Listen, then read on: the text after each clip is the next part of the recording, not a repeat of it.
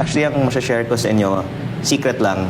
Is, yung impeachment na yan, aksaya lang ng panahon kasi walang pag-asa sa Senado. Correct. Impeachment, Congressman Libiste. Ano pong ang mga reaction nyo sa impeachment na ito against VP Sara? Actually, ang share ko sa inyo, secret lang.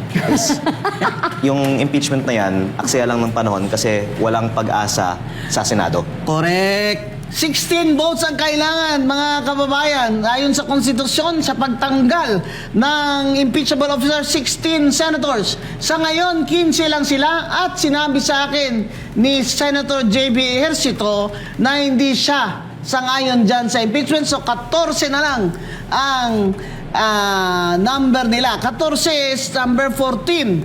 So, kahit pa hindi pumasok si Bato, kahit na hindi pumasok si Senator Robin, at kahit whatever happens to the opposition senators that they don't vote, the majority to convict the Vice President, they need 16 votes, which they do not have. So why are they doing this in the House of Representatives? Baka wala sila kasing ibang option ngayon.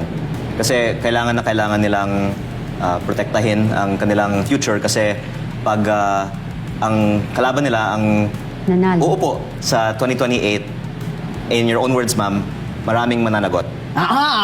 Yan ako. Kahit gusto ko si VP Sara dahil may mananagot sa inyo, ha? Pero ito naman, uulitin ko.